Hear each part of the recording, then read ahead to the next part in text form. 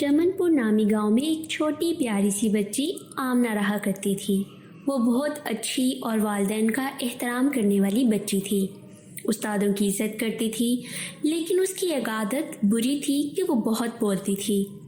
वो बग़ैर रुके बोलती रहती थी। वालिदैन समेत सब को उसकी आदत बुरी लगती थी। सब उसे समझाते कि कम बोला करो, लेकिन वो अपनी आदत से मजबूर थी। एक दिन वो स्कूल जा रही थी कि उसे रास्ते में सफ़ेद रंग का एक बहुत खूबसूरत खरगोश मिला। आमना ने उसे गोद में उठा लिया और उससे बातें करते करते वो उसे स्कूल ले आई। उसके सारे हम जमात खरगोश को देखकर बहुत हैरान और खुश हुए। उस्तानी साहिबा क्लास में दाखिल हुई और खरगोश को देखकर पूछा, ये खरगोश कौन लेकर आया है? आमना ने डरते डरते सारा वाक़या टीचर को बताया। टीचर ने कहा, ठीक है, आज तो ले आई हो, कल से उसे घर पर छोड़ कर आना।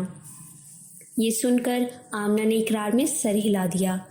स्कूल से वापसी पर वो उससे बातें करती जा रही थी कि अचानक उसे एहसास हुआ कि जिस पगडंडी पर वो चल रही है वो उसके घर की तरफ नहीं जाती। ये एहसास होते ही वो ज़ोर ज़ोर से रोने लगी और कहने लगी, अब मैं वापस अपने घर कैसे जाऊंगी?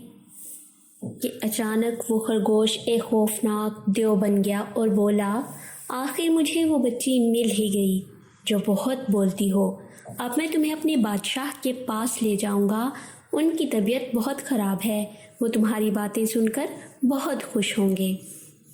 ये सुनकर आमना बहुत घबराई और रोने लगी। देव ने इशारा किया तो फ़ौरन ही वहाँ एक बड़ा संदूक आ गया। देव ने आमना को संदूक में डालकर ताला लगा दिया, जिसमें सांस लेने के लिए सिर्फ एक छोटा सा सुराख था। देव उसे अपनी दुनिया में लेकर बादशाह के पास गया और कहा, बादशाह सलामत, आज आपके लिए मैं रेडियो लेकर आ ही गया। दरअसल बादशाह ने देव से कई दिनों पहले कहा था, मैंने सुना है कि इंसानों की दुनिया में एक रेडियो होता है जो हर वक्त बोलता है, लेकिन देव ये बात जानता था कि रेडियो के सिग्नल उनकी दुनिया में नहीं आते, इसलिए वो आमना को ले आया था और उसने आमना को ये बात पहले ही समझा दी थी कि तुम बादशाह को हरगिज़ ये बात नहीं बताओगी कि तुम कोई रेडियो नहीं बल्कि एक जीती जागती इंसान हो। बादशाह सलामत संदूक देखकर बहुत हैरान हुए, जिसके अंदर आमना थी। बादशाह ने कहा, रेडियो चलाकर दिखाओ। देव ने हुक्म दिया, रेडियो बोलो, और अंदर से आमना बोलने लगी। बादशाह सलामत बहुत खुश हुए। आमना हर वक्त बोलती रहती और बादशाह सुनते रहते। आखिर आमना बोलते बोलते भूख और प्यास की शिद्दत से बेहोश हो गई। बादशाह सलामत ने देव को बुलाया और कहा, ये रेडियो चलते चलते बंद हो गया है। देव घबरा गया और कहा, कोई बात नहीं बादशाह सलामत, मैं अभी उसे ठीक करके ला देता हूँ। देव आमना को उसी पगडंडी पर ले आया जहाँ से उसने उसे उठाया था। उसने संदूक खोला तो देखा कि आमना की आंखें बंद थीं और उसका रंग पीला हो गया था।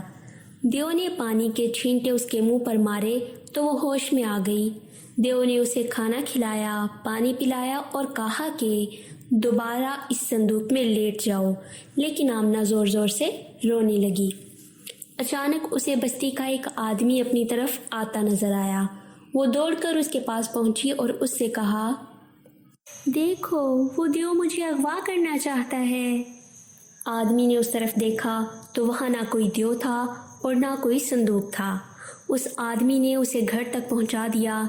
इस वाक़े के बाद आमना बहुत कम बोलती, यानी सिर्फ ज़रूरत के वक्त बात करती। अब सब उसे पहले से भी ज़्यादा प्यार करने लगे।